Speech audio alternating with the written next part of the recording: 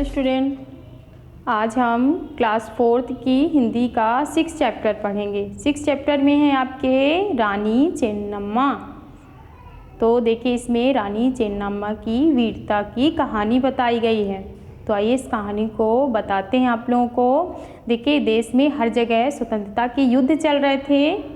कर्नाटक के कित्तूर में ऐसे ही युद्ध की एक शुरुआत 1824 में हुई थी।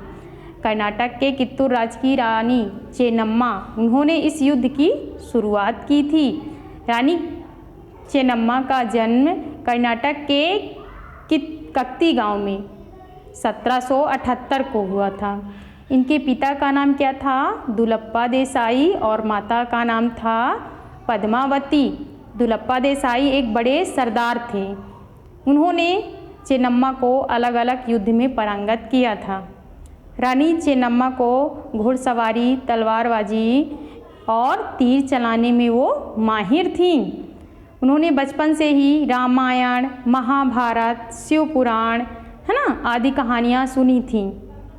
उनके युद्ध कौशल के बारे में कौन सुना?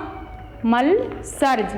देखिए, बुक में मल्लासरता दिया है, वो मिस्टेक लिखा गया है, मिस्टेक है, उसको आप सुधार लीजिएगा।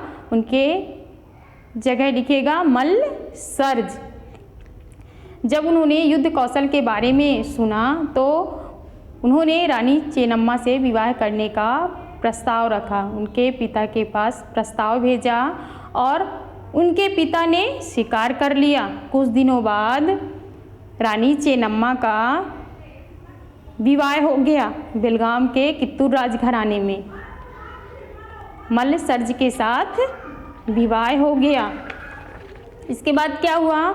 रानी चेन्नम्मा के विवाह के कुछ दिनों बाद मल्लसर्ज की मृत्यु हो गई। वह सदमे से उभर नहीं पाई थी क्योंकि उनके इकलौते पुत्र की भी मृत्यु हो गई थी। इसके बाद इनके पति की भी मृत्यु हो गई। वह सदमे से उभर नहीं पाई थी, वह बिल्कुल ही अकेले पड़ गईं। तब उन्होंने क्या किया? गोंद लिया शिवलिंगप्पा को। उन्हें शिवलिंगप्पा को अपना उत्तराधिकारी बनाना चाहती थी, लेकिन अंग्रेज़ों को यह स्वीकार नहीं था। वह उसे उस पद से हटाने को कहा तो रानी ने स्वीकार नहीं किया। अंग्रेज़ों ने क्या बनाया था कि गोंद लिए हुए बच्चों को उत्तराधिकारी नहीं बना सकते हैं। अगर कोई नहीं है तो वो अपने साम्राज्य में उस राज्य को मिला लेते थे, और रानी चेन्नम्मा को यह स्वीकार नहीं था, जिसके कारण अंग्रेज़ों से उनका युद्ध चलता रहा। एक दिन क्या हुआ? रानी चेन्नम्मा को उन्होंने बंदी बना लिया और उनकी मृत्यु हो गई। तो भी देखिए, रानी चेन्नम्मा एक पहली महिला थी जिन्होंने अंग्रेज़ों के खिलाफ आवाज़ उठाई थी। उन्होंने अंग्रेज़ों के दांत खट्टे कर दिए थे। तो देखिए, रानी चेन्नम्मा ने जिस वीरता का परिचय दिया वह अभूतपूर्व था। ऐसी वीरांगना को हमें सत सत नमन करना चाहिए। देखिए, इसके बाद रानी लक्ष्मीबाई भी ने गोंद लिया था ना दामोदर राव को, और उन्होंने भी अंग्रेज़ों से युद्ध किया। रानी लक्ष्मीबाई भी ने अंग्रेज़ों से युद्ध किया।